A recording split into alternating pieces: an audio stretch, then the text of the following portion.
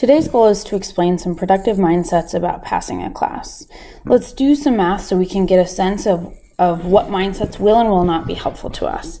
Example 1a, if you end first quarter with a 64%, what must you earn in quarters 2, 3, and 4 in order to pass the class?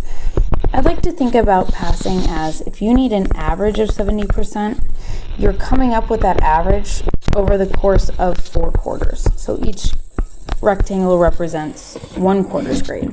So if you end the first quarter with a 64%, I'm going to highlight that in, then you are 6% shy of a passing grade. And so you need to make up that 6% over the course of the next couple quarters. Well, you can do that by just adding 2% on to the grade you need for the other 2 quarters. So you can pass by getting a 72% in quarters 2, 3, and 4. So if you need a 72%, you're jumping from a 64 to a 72%. That's an 8% goal, a jump in your grade from quarter 1 to quarters 2, 3, and 4. Then you're just maintaining. But what if you end the second quarter with a 64%? If you end second quarter with a 64% average, then you have now a 12-point deficit because you have a 6-point deficit times 2 quarters. So you'll have to make up that 6% deficit over the course of 2 different quarters.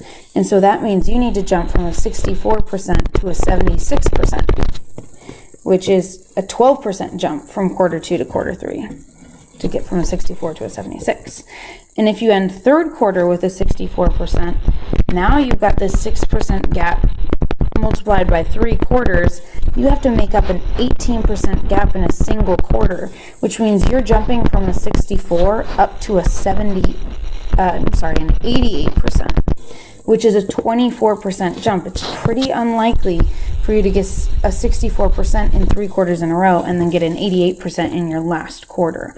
So the mindset here is that the sooner you get back on track to pass the class, the easier it is to pass. If your grade isn't passing today, the sooner you bring up your grade, the easier it's going to be to get to a passing grade and then maintain that passing grade throughout the year.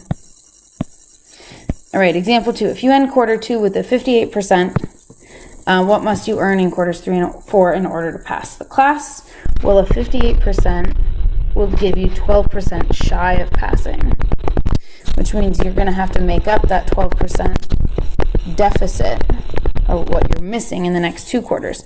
So you're going to end up jumping from a 58% up to an 82%, which is a 24% jump.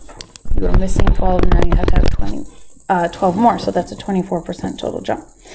But if you end second quarter with a 68, which is still a failing grade, now you're only 2% short of passing.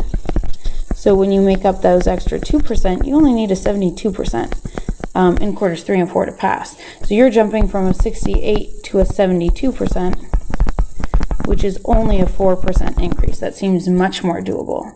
So here's another productive mindset we're noticing. Whether or not you pass the first quarter, whether or not you pass the first and second quarter, the closer you can get to passing, the easier it will be to get and then maintain a passing grade from there on.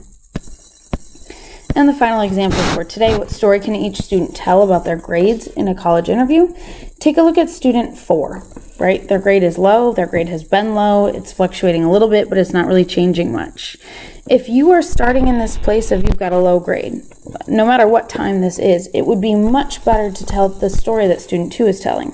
Yes, I had a lower grade at some point, but I really brought it up. I worked hard to increase and improve my habits, improve my mindset, improve my skills. And so I ended the quarter, the year, my high school career, whatever it is, with a much higher grade, much more success than I started the quarter, the semester, the year with. And take a look at students 1 and 3. If you're starting from a higher place, don't dip.